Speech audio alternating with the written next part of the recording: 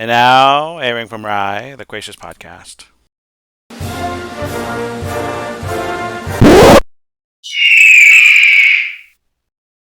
And welcome to the Quatious Podcast, U.S. History Edition.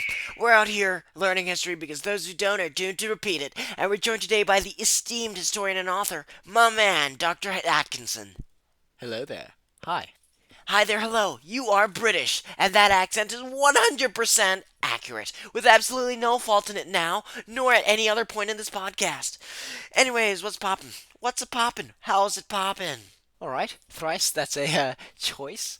Well, yes, I am from the UK, but don't worry. I've researched the Cold War extensively throughout my lifetime, including the American perspective, so I'm well qualified to speak on this subject, just as I'm excited to talk about the beginnings of the Cold War, correct? Correctamundo, brochacho. But before we get started, I just wanted to give a huge thanks to the sponsor of today's episode, Boeing. Boeing, whether it's doors or weapons of mass devastation, destruction always lies in our wake. So, Dr. Atkinson, the Cold War, get us started. Yes, so if it's all right, I'm going to start with the end of World War II to provide some context. Why, go right ahead. Brilliant. So, Germany surrenders in May of 1945, and thus the Allies plus the Soviets are now brainstorming what to do with them. They did this at the Potsdam Conference that summer. What they deliberate is that Germany is to be split into four amongst them. One region for Great Britain, one for America, one for France, and one for the USSR. And though this was technically an alliance, things were pretty tense. You see, Japan hadn't yet surrendered.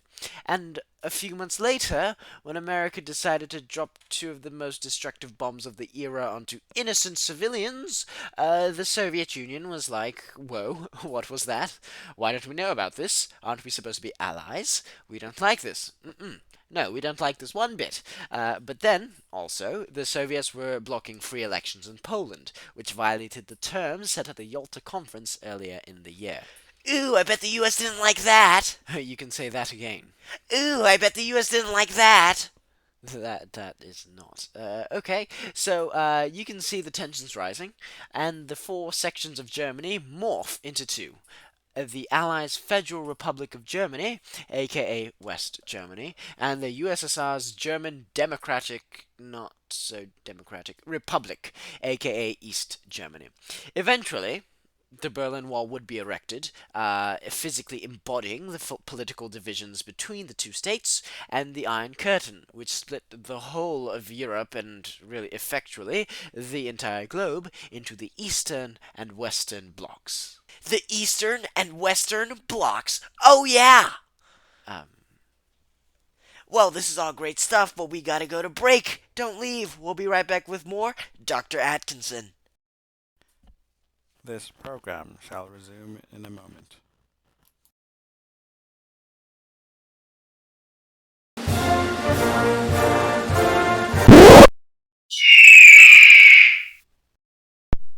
Welcome back to this episode of the Quatious Podcast. We're sitting here with the Dr. Atkinson.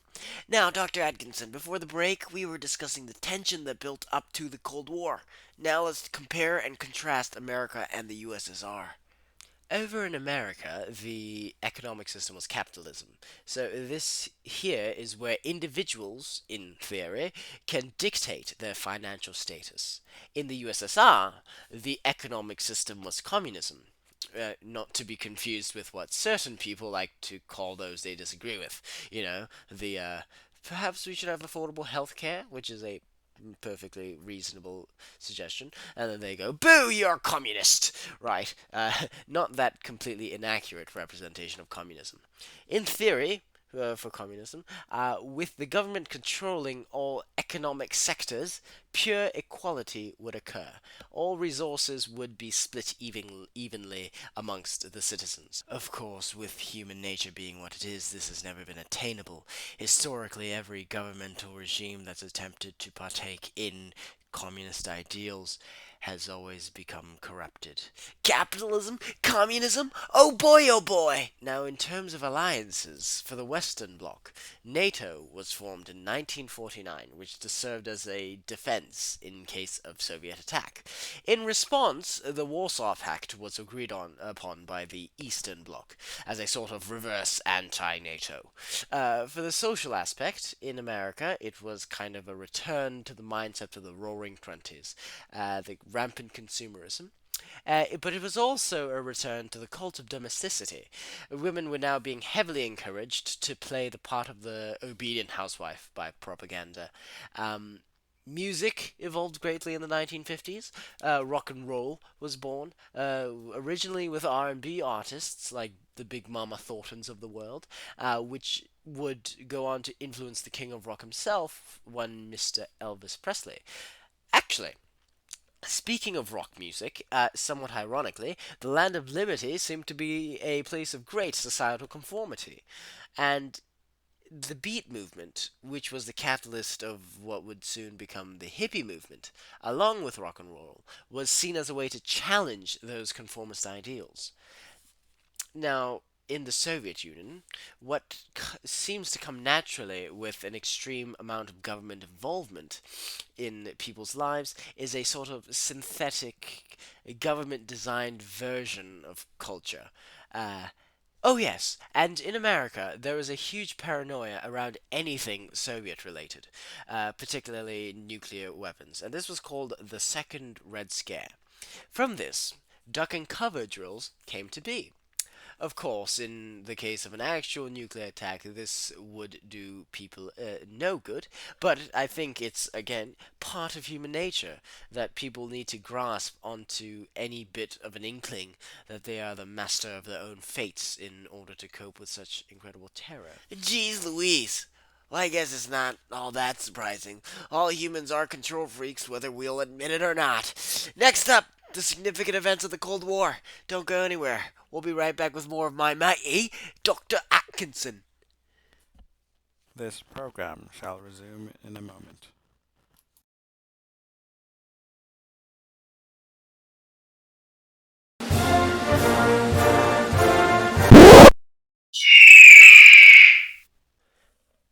You're back, listening to the Quatious podcast, and we're about to discuss the significant events of the Cold War with Dr. Atkinson. So, you've laid out the context for the Cold War beautifully. Why, thank you. Not a problem, bruv. Oh dear, that's just so bad. Now, could you give us the juicy stuff? I'd love to. So we have the space race, the arms race. Oh, races are rad. Sure, and looking back, this stuff almost seems petty, right? It was like they were in some flexing contest. I don't mean to trivialize it, though. The consequences could have been massive. But it still was about who's smart enough to get to space first, who's technologically advanced enough to make the biggest and scariest weapons. Oh, petty international flexing contests with potentially extinction level consequences are rad. Really? Moving on.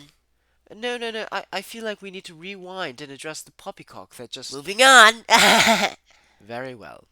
Although, before I continue, perhaps you should inform the audience of what we discussed before the podcast. Huh? Oh, yeah. So if you're waiting for the "we choose to go to the moon in this decade and do the other things, not because they're easy, but because they're hard," and the Cuban Missile Crisis and all that fun stuff, we sadly aren't going to be able to fit all that into this episode. But who knows, if you hit that like button and smash that subscribe button, we might make an episode on the Vietnam era of American history, which encompasses all that. I have to say, you are a bit of an odd duck.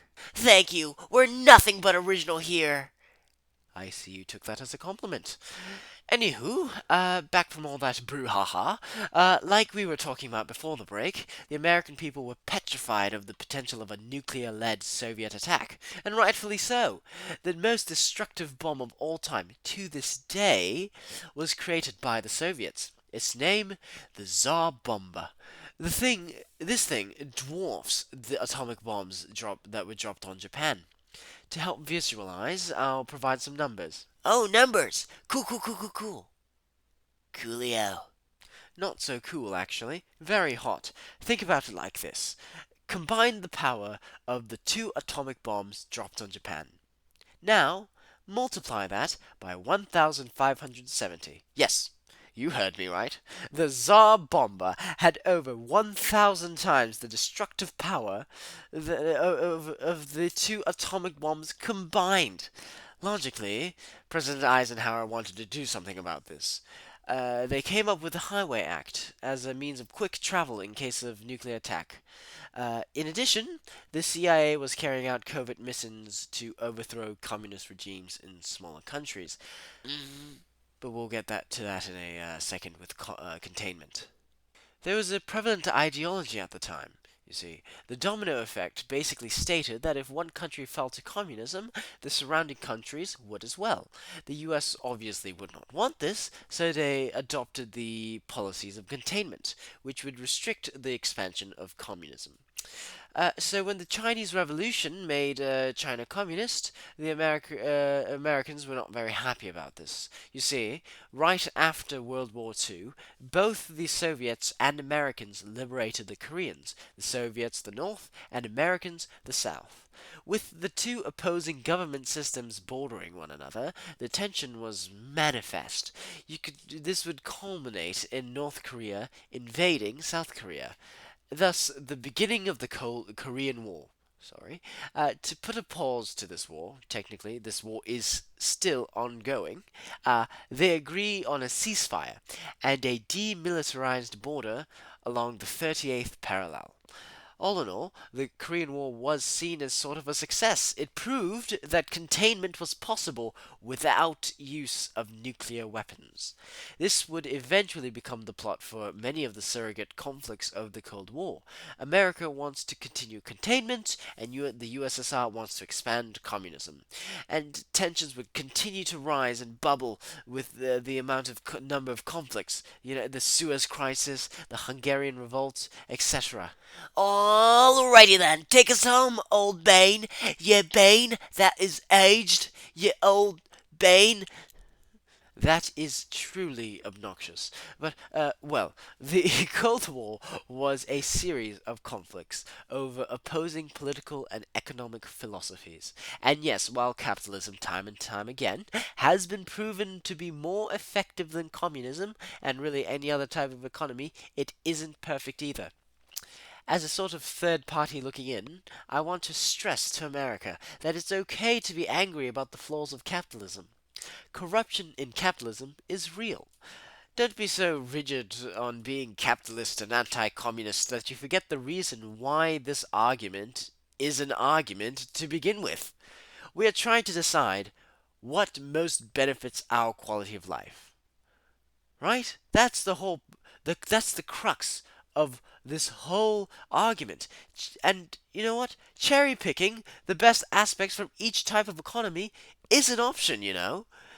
For example, if healthcare insurance is quite clearly just a way to exploit the needy, as it's a scam, right? Fight it. It's not anti-capitalist or pro-communist to say that or to do that. It's pro the human race. Again, I am a capitalist. Just wanted to put that out there, nice and clear. But I also try to be as open-minded as possible about what most benefits the lives of the people. I hope those ramblings made some sort of sense. A crystal clear argument, Doc. Thank you so much for coming on.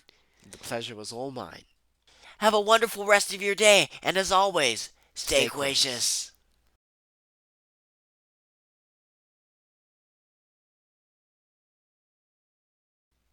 This program is over. Look away, for the captivating content is coming to a close. This veritably fulfilling dissemination of knowledge has concluded. Please leave.